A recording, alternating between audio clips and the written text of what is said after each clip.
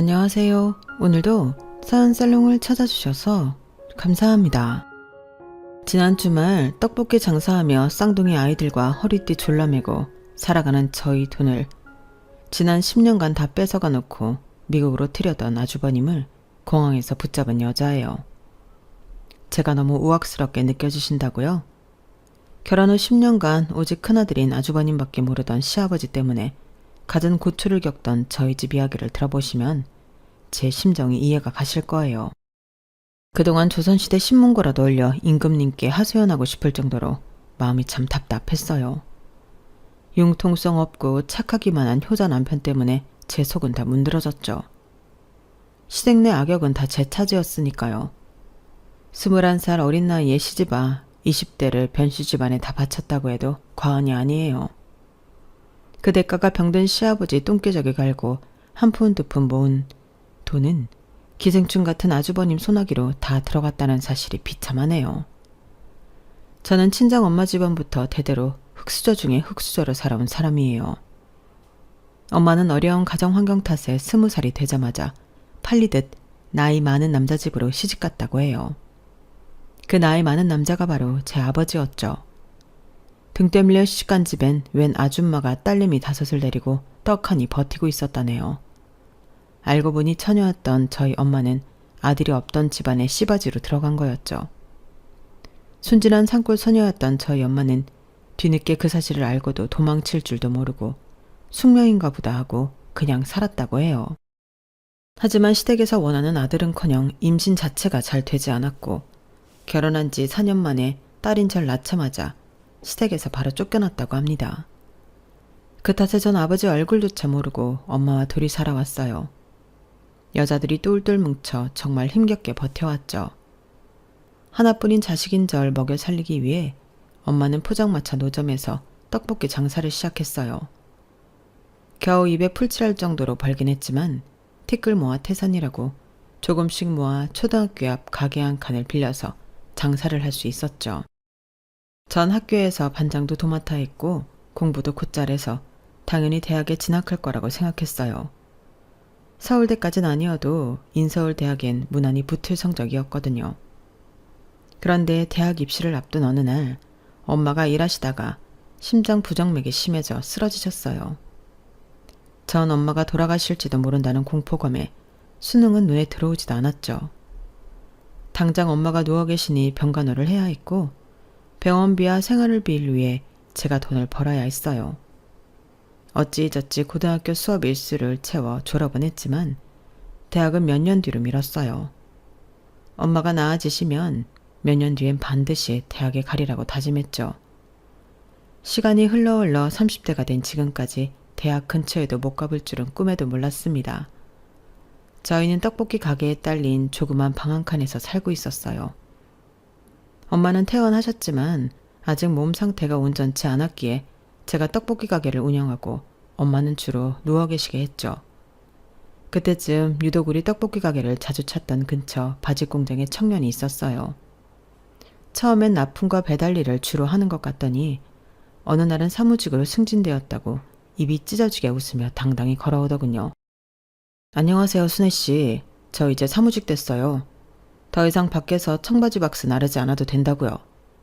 사무실에서 펜대 굴리며 편하게 일하게 됐네요. 축하해요. 소혁씨 똑똑하신가 봐요. 능력 있으니 이렇게 빨리 승진된 거겠죠.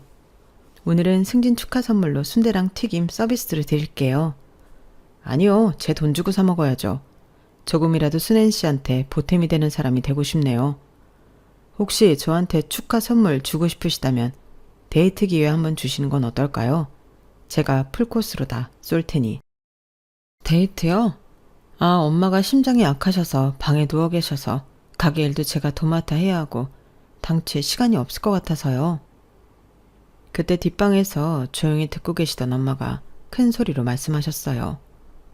편서방, 우리 순애랑 데이트 허락할게. 둘이 재미난 시간 보내고 와요. 내가 옛날부터 사윗감으로 점찍어 놨다니까. 얼마나 듬직하고 성실한지 몰라. 순애야, 얼른 갔다 와. 엄마 이제 몸 괜찮아. 엄마, 변서방? 사윗감? 소혁 씨랑 통성명한 지 한두 달밖에 안 됐는데 무슨 사위야. 우리 엄마가 저렇게 오바를 한다니까요. 네, 장모님. 분부 받들어 따님 안전하게 잘 모시고 다녀오겠습니다. 고맙습니다. 저희 엄마와 변서혁 이 남자는 마치 짠 듯이 서로 멘트를 주고받고 하더군요. 저도 마음속으론 싫지 않았는지 엄마가 괜찮게 본 남자라면 나도 믿을 수 있겠지 하는 생각에 생애 첫 데이트를 즐길 수 있었죠. 그 다음부터 결혼 이야기가 나오기까지 채 100일이 걸리지 않았던 것 같네요. 하긴 남친은 이미 저희 엄마한테 장모님이라고 불렀고 엄마도 변서방이라고 칭했으니까요. 변소혁. 성씨도 참 독특한 이 남자는 엄마가 일찍 돌아가시고 아버지의 형과 함께 살고 있다고 했어요. 옛날 사람들이 맏아들을 좋아하듯 남친 아버지도 큰아들인 형을 편애한다곤 했지만 그때 뭐 그러려니 했죠. 아버지는 지난 40년간 막노동을 하셨다고 하더군요. 저희 집도 형편이 안 좋은 건 마찬가지였으니 그 부분에 있어선 크게 거슬리지 않았어요. 차라리 비슷한 환경의 사람끼리 만났으니 아끼며 잘 살 수 있겠다고 생각했죠. 남친의 형은 7년째 사법고시 준비 중이라고 했어요. 시골에서 초등학교 다닐 때 전교 4등까지 해봤다나 뭐래나. 공부에 싹이 보인다고 아버지가 엄청 예뻐하시면서 지금까지 미뤄졌다고 하네요.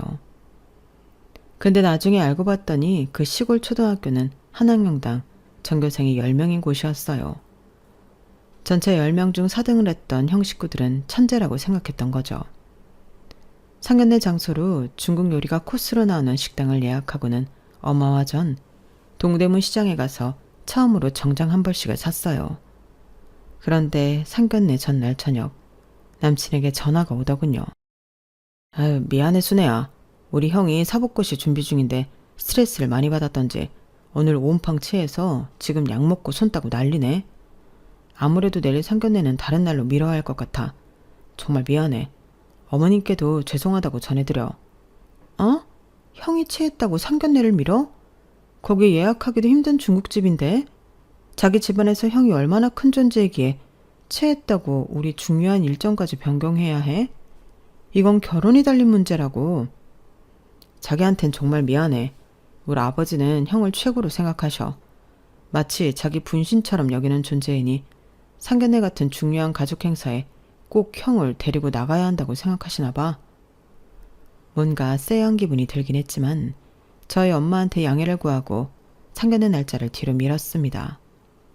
변경된 상견례 날짜가 다가오는데 남친은 아버지의 분부라며 이번엔 형의 사법시험 이후로 미루자고 하더군요. 저희 엄마도 그쪽 집안의 중요한 스케줄이니 따르자고 하여 아예 3개월 후로 미뤘죠. 사법시험이 끝난 후 이번엔 형이 답안지를 밀렸었다며 기분 풀릴 때까지 한두 달 더 미루자는 거 있죠. 전 머리 끝까지 화가 났어요. 자기 지금 장난해? 결혼이 애들 장난도 아니고 우리 엄마도 계신데 우리 쪽 집안은 아예 무시하는 거야? 뭐야? 자기 형이 그렇게 대단한 존재야? 이제 사법고시 8년차 접어든다며. 그럼 깨끗이 포기하고 취업이나 하시라 그래. 아우 미안해 순애야. 지금 우리 집 분위기가 살얼음판이라 상견례에 상자도 얘기를 못 꺼내겠네. 지금까지 들어간 돈이 아까워서라도 형 변호사 될 때까지는 우리 집안에서 합심해서 밀어줄 것 같아. 그건 큰아들만 사랑하시는 아버님이 알아서 하시겠지. 그래서 지금 자기 나랑 결혼하겠다는 거야. 아니야? 확실히 해. 이번에 또 미루면 나랑 결혼은 없던 걸로 할 테니. 아니야. 당연히 난 우리 이쁜 순애랑 하루빨리 결혼하고 싶지. 알았어. 분위기는 안 좋지만 다시 얘기해볼게. 저번에 정한 시간대로 밀어붙이지 뭐. 자기 아버지랑 형한테 꼼짝 못하는 모습에 실망했지만 저한테는 공주 대접해주며 끔찍히 잘해줬기에 믿고 결혼을 진행했습니다. 상견례 당일이 되었고 식당에 갔더니 그쪽 식구들이 우리보다 먼저 와 있더군요. 아니, 아줌마랑 아가씨는 예의를 밥 말아 드셨어? 하늘 같은 남편네 식구들을 기다리게 하는 경우가 어딨나? 첸정맞을. 초장부터 기분 나빠서리. 아버님 안녕하세요. 저희 7시 예약이라 안 늦고 정각에 도착했는데 무슨 문제 있으신가요? 여자 쪽에서 한 30분 전에는 와 있어야지. 그리고 우리 큰애기가 사법시험 답안지 밀렸었다고 온 집안이 초상집인데 굳이 이 날짜에 상견례를 해야겠어? 큰애기요? 지금 소혁씨 형님을 큰애기라 칭하시는 건가요? 나이가 서른인 사람을요? 그리고 여자 쪽에서 꼭 먼저 와야 한다는 법이라도 있나요? 저희가 늦지도 않았잖아요. 저희 엄마도 있는 자리에서 너무 몰아붙이지 마시라고요. 자자, 순애야. 우리 아버지가 요즘 기분이 좀 안 좋아서 그러시는 거니까 자기가 이해해. 어머님, 죄송합니다. 우리 밥 먹으며 기분 풀자고요. 네? 사장님, 얼른 음식 내와주세요. 서로 냉랭한 분위기 속에서 기름진 중국 음식 코스 요리를 먹었더니 상견례 후 저와 엄마 둘 다 체해버렸어요. 그 자리에서 남친 아버지는 자기 큰아들 자랑과 더불어 돈 얘기만 주구장창했거든요. 우리 큰애기는 반드시 위대한 변호사가 될 인물이에요. 그러니 우리 집안의 모든 스케줄은 큰애기 위주로 돌아가야 하고, 둘째 결혼하거들랑 일정 부분 큰애기 공부하는데 일조해야 한다. 사부인도 그 점을 미리 잘 알아두시길 바랍니다. 아니, 사돈어른, 둘째 아들 내외가 결혼해서 자기들 생활하는 것도 빠듯한데 아주버님 공부 뒷바라지를 하라고요? 그런 경우가 어디 있습니까? 그놈의 사법시험 언제 붙을지도 모르는데요. 아니, 사부인, 무슨 말을 그따구로 하십니까? 우리 큰애기가 얼마나 똑똑한데 될 놈을 밀어줘야지. 둘째는 고작 청바지 만드는 중소기업 다니는데 미래에 얼마나 더 비전이 있답니까? 남친은 큰 등치에 땀만 삐질삐질 흘리며 자기 아버지 말씀에 한마디도 못하고 눈치만 보고 있더군요. 참 답답했어요. 남친 형은 똥 씹은 표정을 하고 음식만 꾸역꾸역 먹더니 한마디 하더군요. 아니, 사돈분들이 참 각박하시네. 이래서 무식한 사람들하고는 상종을 하면 안 된다니까. 난 우리나라 법조계에서 아주 큰일을 할 사람인데 투자 몰라요, 투자? 나 같은 사람한테 투자해야지. 나중에 든든한 뒷배가 되드리지. 안 그래요? 순애야, 이 결혼하게 되면 네 돈 다 뜯기게 생겼다. 당장 집에 가자. 대체 누가 무식한지 모르겠네. 30살 먹은 사람을 큰애기라고 하는 것도 처음 봤고 당최 이상한 집안인 것 같다. 얼른 따라 나와. 엄마와 전 너무 화가 나서 상견례 도중 나가버렸어요. 집에 와서 엄마와 진지하게 상의를 해봤죠. 이 결혼을 진짜 파토낼지 계속 진행할지에 대해서요. 엄마 미안해요. 저쪽 집안 분위기가 저 정도일 줄 몰랐네. 완전 예의를 밥 말아먹은 집안이야. 모든 게 다 큰형 위주로 돌아가나 봐. 소혁 씨는 너무 착한데 어떡하면 좋지, 엄마? 넌 나의 전처를 밟지 않았으면 좋겠어. 난 혼인신고도 못 해보고 시댁에서 이용만 당하고 쫓겨났잖니? 난 우리 순애처럼 예쁜 딸을 얻었으니 그걸로 만족하고 살지만 우리 딸은 행복하게 살아야지. 안 그래? 내가 너무 어린 나이고 처음 사귄 남자친구라 그런지 나한테 끔찍하게 잘해주는 이 남자랑 결혼하고 싶은 마음이 크긴 한데 아무래도 안 되겠지? 그때 갑자기 떡볶이집 문을 쾅쾅 두드리는 소리가 들렸어요. 장모님, 순애야, 저 변서방이에요. 문 한 번만 열어주세요. 제가 무릎 꿇고 빌 테니 우리 아버지 한 번만 용서해 주시고 제발 들여보내 주세요. 웬 소란인가 싶어 얼른 문을 열어주었죠. 곰 같은 남친이 무릎을 꿇고 엉엉 울며 싹싹 빌고 있더라고요. 여기서 뭐 하는 거야 대체? 얼른 집 안으로 들어와. 남들이 보면 큰일이라도 난 줄 알겠네. 고마워 순애야. 자기랑 장모님이 마음 상해서 상견례 하다 말고 집으로 쌩하니 가버렸는데 그게 큰일이 아니고 뭐야. 내 얼굴 다시는 안 볼 줄 알고 겁이 나서 울며불며 쫓아왔다고. 장모님께 내가 잘 말씀드릴게. 남친은 울 엄마에게 너무 죄송했던지 얼굴을 쳐다도 못 보고 땅바닥에 코 박고 넙죽 엎드려서 엉엉 울며 싹싹 빌더군요. 장모님, 제발 순애랑 결혼하게 해주세요. 저 순애 없으면 못 살아요. 순애가 제 첫사랑이자 마지막 사랑이라고요. 아까 저희 식구들이 너무 잘못한 건 제가 이렇게 엎드려 사죄할게요. 한 번만 봐주세요, 장모님. 아우, 변서방 왜 이러나. 똑바로 앉아서 말해.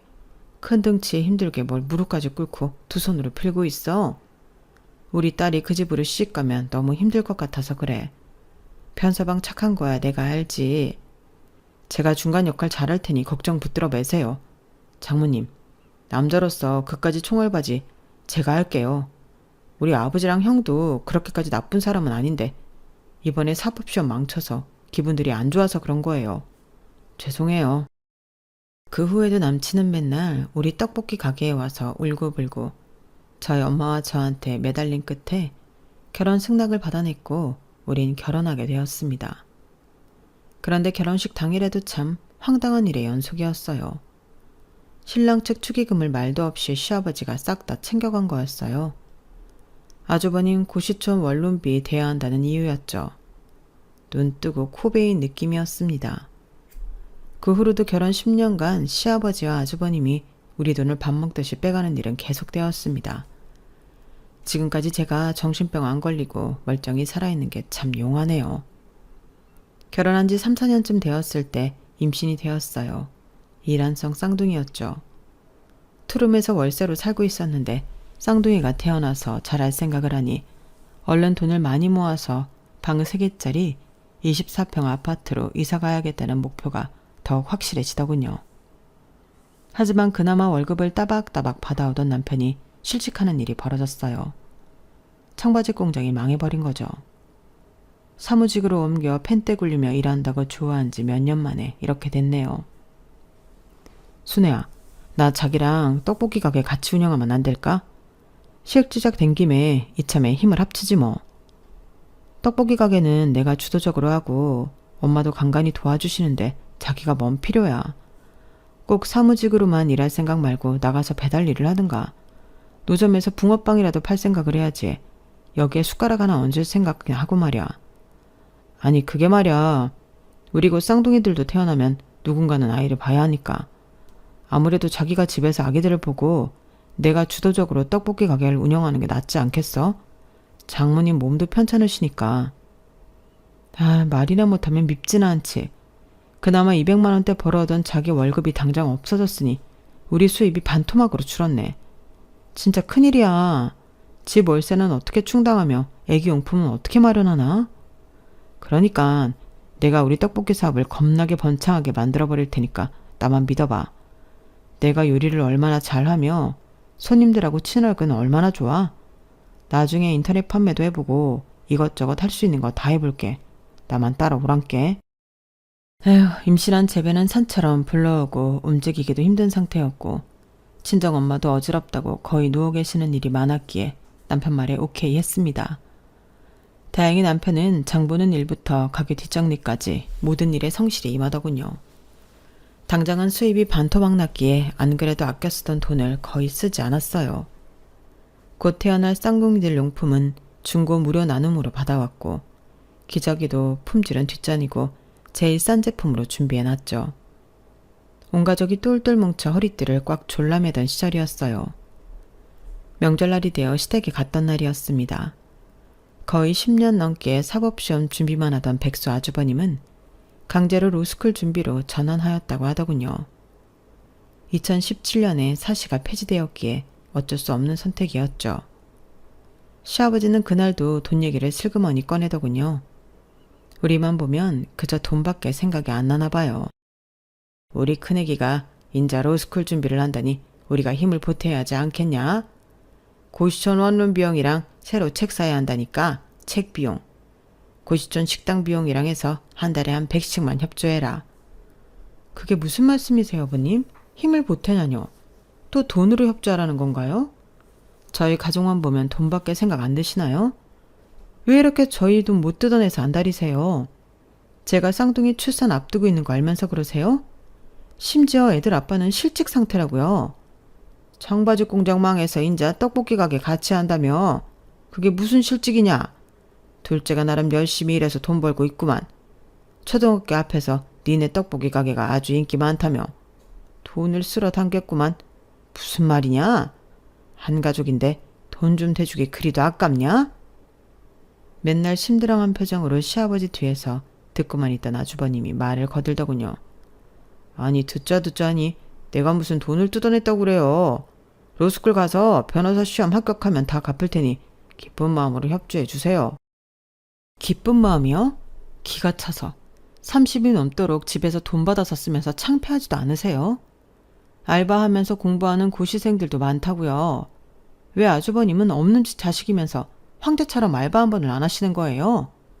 야, 너 시애비 앞에서 지금 우리 귀중한 큰애기 흉을 보는 거냐? 돈 대주기 싫으면 말아라, 고의한 것들.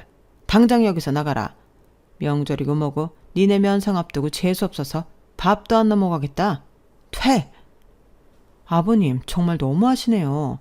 아버님 손자 손녀를 임신한 며느리한테 지금 재수없다고요? 여태껏 아버님과 아주버님한테 들어간 돈만 수천만 원이라고요. 어떻게 저희한테는 한 푼 보태주지도 않으시면서 큰아들만 예뻐하시나요? 차별이 너무 심하신 거 아니에요? 둘째 아들은 자식도 아닌가요? 큰애기는 무슨 큰애기예요. 30 넘어 큰애기라고 말하는 것 자체가 너무 징그럽네요. 저희 갈게요. 하루 종일 떡볶이 장사하느라 몸도 지쳤는데 바라던 바네요. 그 순간은 시아버지와 백수 아주버님이 진짜 도둑처럼 느껴지더라고요. 내 돈을 뺏어간 날강도 말이죠. 그때도 남편은 옆에서 눈만 껌뻑껌뻑하며 아무 말도 못하더군요. 바보 천치 등신처럼 보였어요.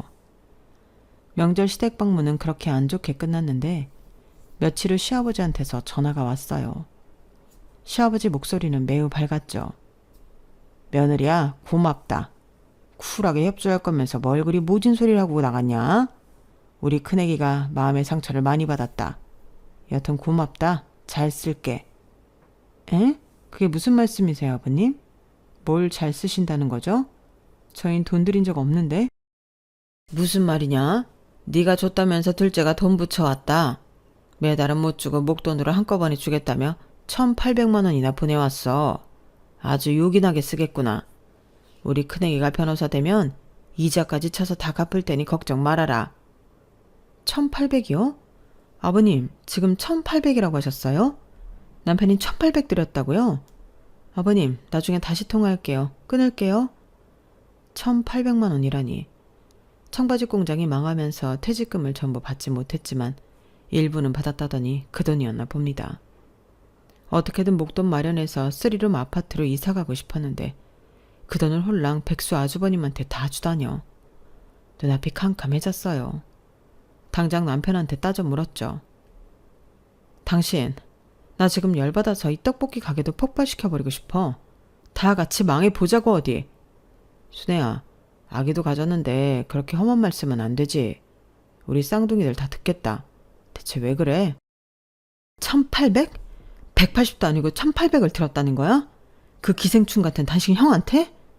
대체 변호사는 언제 되는 건데? 그 돈을 받기는 할 수 있을 것 같아? 당신 미쳐버렸냐고.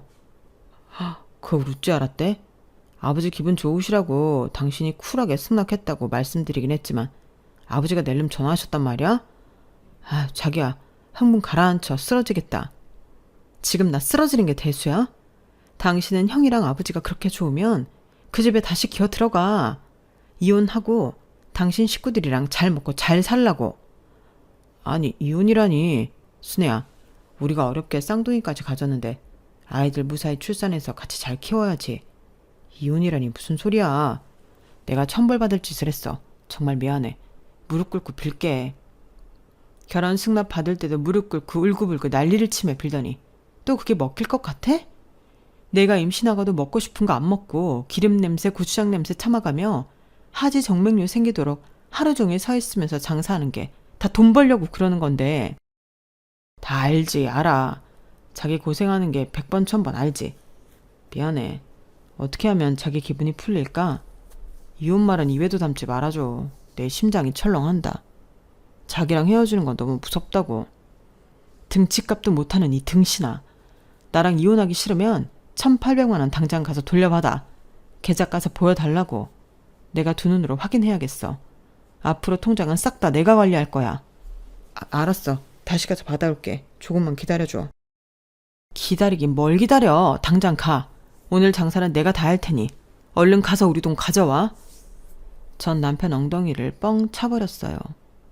시댁 가서 돈 돌려받아 올 때까지 집에 들어올 생각일랑 말라고 했죠. 그 후 받아온 돈은 1,500만 원. 솔직히 마음으론 그 정도도 선방했다고 생각했어요. 순순히 돈 돌려줄 사람들이 아닌 걸 알았거든요. 분통 터졌지만 300만 원은 거지들한테 적선했다 생각했습니다. 친정엄마는 돈 아낀다고 병원도 잘 안 가시다가 지병이었던 심장 부정맥이 합병증까지 더 서했었어요. 저도 쌍둥이들 출산해서 키우며 정신없었고 남편도 혼자 떡볶이 가게 운영하느라 장모님까지 돌볼 여력은 없었죠. 이게 다 핑계였다는 걸 나중에 깨달았어요. 제가 아팠다면 저희 엄마는 절 이렇게 방치하진 않았을 텐데 사랑은 내리사랑이라고 제 새끼들만 돌보느라 친정 엄마한테 너무 소홀했던 거죠. 제가 참 불효녀였고 몹쓸 딸이었네요. 뒤늦게 후회한들 시간을 되돌릴 수 없겠죠. 그날도 엄마 혼자 떡볶이 가게에 한 조그마한 골방에서 주무시다가 심장마비로 떠나시고 말았습니다. 남편이 아침에 가게 문을 열고 들어가 보니 이미 싸늘하게 식어 있더래요. 비참했습니다. 그저 먹고 사는 문제에만 급급했던 제가 원망스러웠어요. 더불어 태어날 때부터 늘 따라다니는 가난도 지긋지긋하더군요. 하지만 정신을 차리고 장례식을 정성스레 치러드렸습니다. 그게 마지막 도리인 것 같았어요. 동네 장사를 오래 했기에 다행히 동네 상인들이 장례식에 많이 참석해 주었어요. 참 고마웠죠. 장례식 마지막 날 역시나 뚱한 표정을 하며 아주버님이 심드렁하게 들어오더군요. 재수씨, 우리 아버지는 못 오신대요. 허리가 아프시대나 뭐래나. 그래도 나랑 부족은 같이 낼 거니깐 너무 잔소리 말고요. 이게 말인지 방구인지 나이 30 넘은 사람이 사돈어른 장례식장에 와서 재수씨한테 할 수 있는 위로의 말인가요? 초등학생도 그것보단 말 잘하겠네요. 그 주제에 무슨 변호사를 하겠다는 건지 어이없었죠.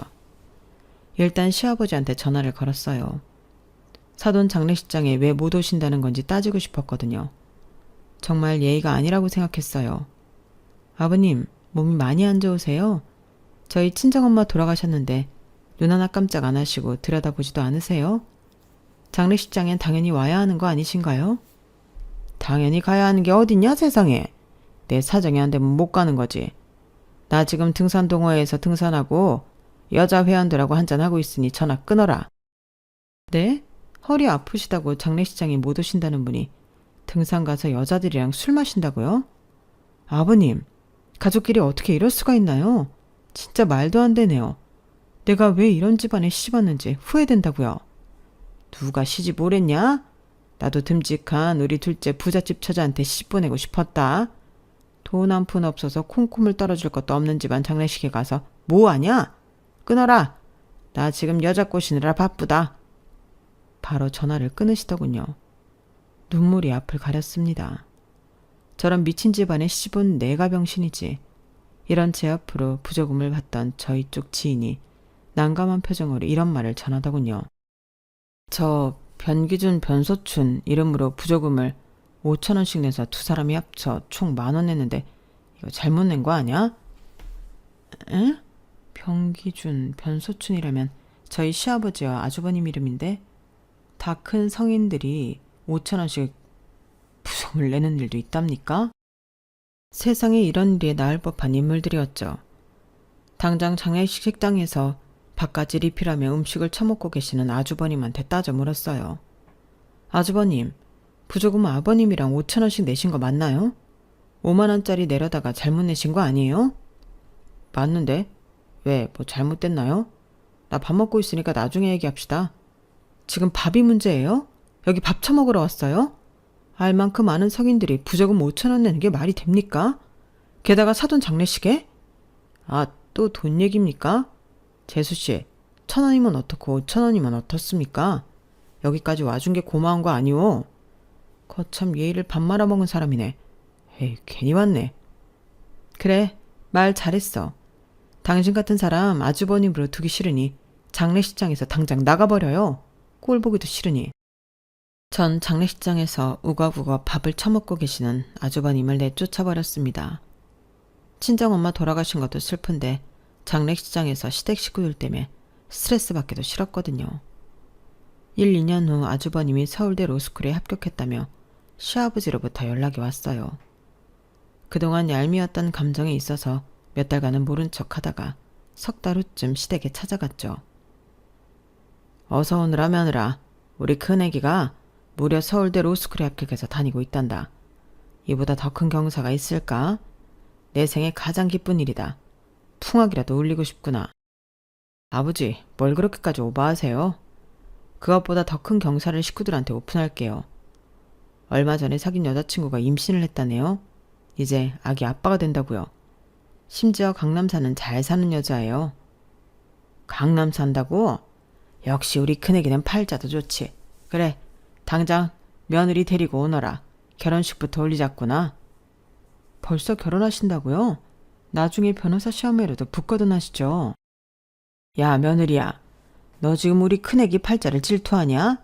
이래서 될 놈은 된다는 거다. 가만히 있어보자. 그럼 우리 큰애기 장가분에게 둘째 내가 한 1,000만 원만 협조해라. 1,000만 원이라뇨, 아버님? 저희 그렇게 큰 돈 없어요. 쌍둥이 키우는데 비용이 얼마나 많이 들어가는데요. 너네 아파트 반전세로 이사 가려고 돈 모으고 있다는 거 다 알아. 1,000만 원이 왜 없겠냐? 그러면 이번에는 차용증까지 확실히 쓰고 빌려 쓰는 걸로 하자. 나중에 큰애기가 변호사 되면 다 갚을 테니 걱정 말아라. 그럼 500만 원만 빌려드릴게요. 결혼 축하금으로 빌려드리는 거니 이자까지 쳐서 꼭 갚아주세요. 서울대 로스쿨까지 붙었다고 하니 그나마 변호사의 길이 보이는 것 같아 500만 원 정도는 받을 수 있겠다 싶었죠. 저희 큰 오산이었습니다. 강남 산다던 저보다 어린 형님은 어찌된 일인지 혼인신고도 안 하고 그냥 원룸에서 시작하기로 했다고 하더라고요. 뭐 사정이 있겠거니 싶었죠. 아주버님네는 딸내미 하나를 낳았고 저와는 별로 왕래 없이 지냈습니다.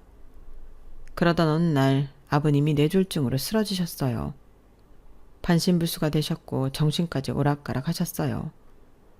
맨날 술과 담배에 찌들어 사셨던 탓일 거예요. 약 3개월간의 입원 생활은 어찌저찌 버텼는데 그 후 집에서 간병을 해야 하니 형님과 상의를 했죠. 저보다 나이 어린 형님이었지만 전 존댓말을 쓰고 그쪽은 반말을 섞어 쓰더군요. 형님, 우리 반반씩 가능하죠? 일주일씩 아버님 돌보자고요. 일주일씩? 나 강남 살던 여자라 그런 험한 일 못해. 시아버지 똥기저귀 갈아야 하잖아. 난 신생아 만지고 있는 손인데 그런 더러운 걸 만져야겠냐고. 난 뭐 아들 안 키우나요? 그리고 강남 살던 사람이면 손발도 못 쓰나요? 지금 강남 사는 것도 아니고 저희랑 같은 동네 원룸 살잖아요. 여튼 난 못하니까 알아서들 해요. 그래도 내가 손윗 형님인데 아랫사람들이 허드렛 일 해야 하는 거 아닌가? 뭐? 아랫사람? 더 나보다 나이도 어리면서 형님 대접해줬더니 눈가리에 뵈는 게 없더냐? 진짜 열받네. 아무리 싸우고 저 혼자 열내봤자 씨알도 안 먹히더군요. 말도 안 통하는 아주버님과 사는 여자라 그런지 형님도 당최 말이 안 통하는 사람이었어요.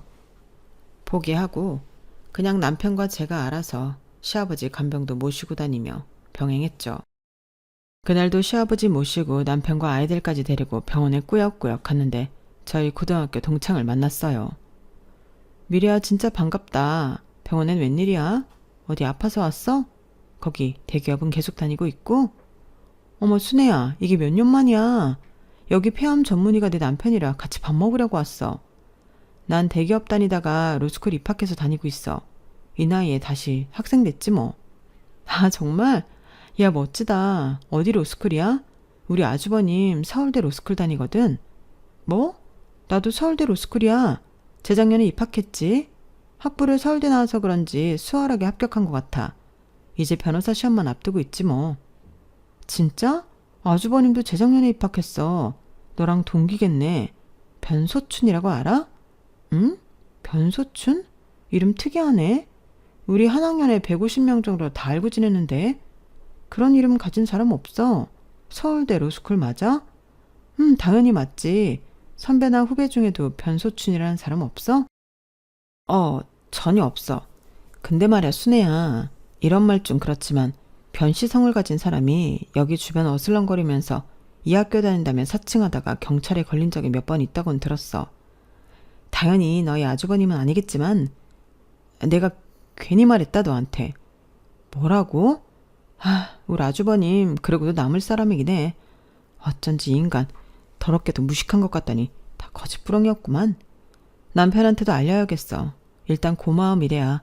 나중에 다시 연락하자. 저는 수납창고에서 수납하던 남편한테 다 말했어요.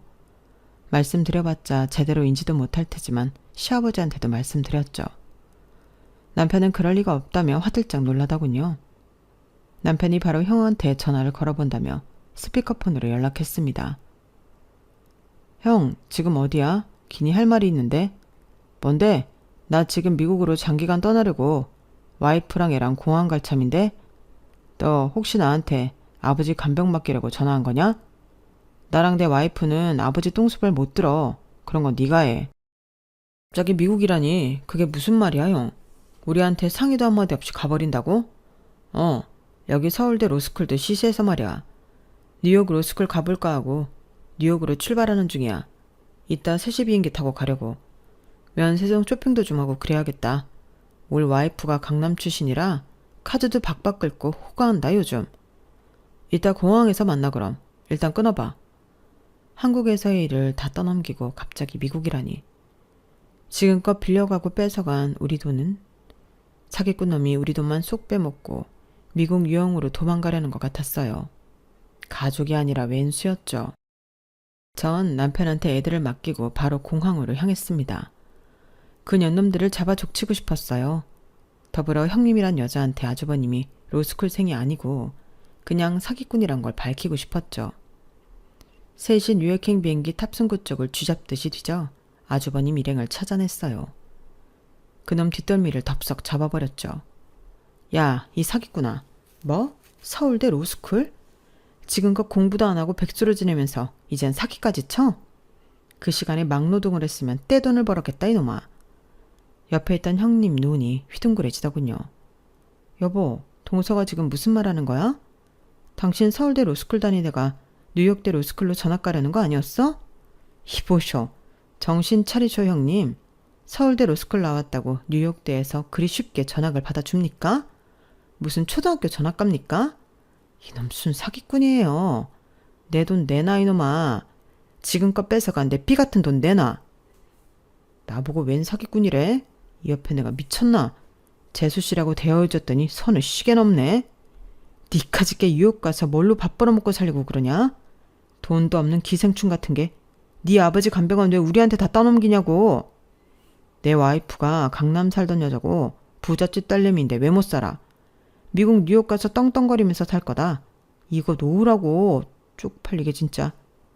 옆에 있던 형님이란 여자가 자기 집안 돈 믿고 뉴욕으로 간다니까 화들짝 놀라 거들더군요. 여보, 나 고아 출신에 돈 없는 여자야. 자기한테 돈 많다고 한 거 다 개뻥이라고. 지금껏 다 카드 돌려막기로 돈 쓰고 다닌 거야. 근데 자기도 서울대 로스쿨생 이런 거 다 뻥이야? 뭐? 자기 친정 강남 사는 사업가 집안이라며. 다 거짓말이었어? 이제 우리 어쩌지? 미국 가서 살 준비 다 해놨는데 말이야. 부부가 둘 다 쌍으로 가관이더군요. 둘 다 서로에게 뻥치다 딱 걸린 거였어요. 형님은 고아 출신에 빚만 엄청나게 있던 여자였고 아주버님도 사실 오락실만 열심히 드나들던 백수 아재였죠. 그들 사이에 태어난 아기만 불쌍했어요. 그들이 이혼하든지 말든지 그 후저는 아주버님이랑 작자에게 내 돈 받아내는 데만 힘썼습니다. 차용증 써서 빌려줬던 500은 어찌저찌 받아냈고 다른 돈들도 지구 끝까지 꼭 쫓아가서 받아낼 거예요. 저희 떡볶이 가게는 남편이 잘 운영하여 매출이 늘어났어요.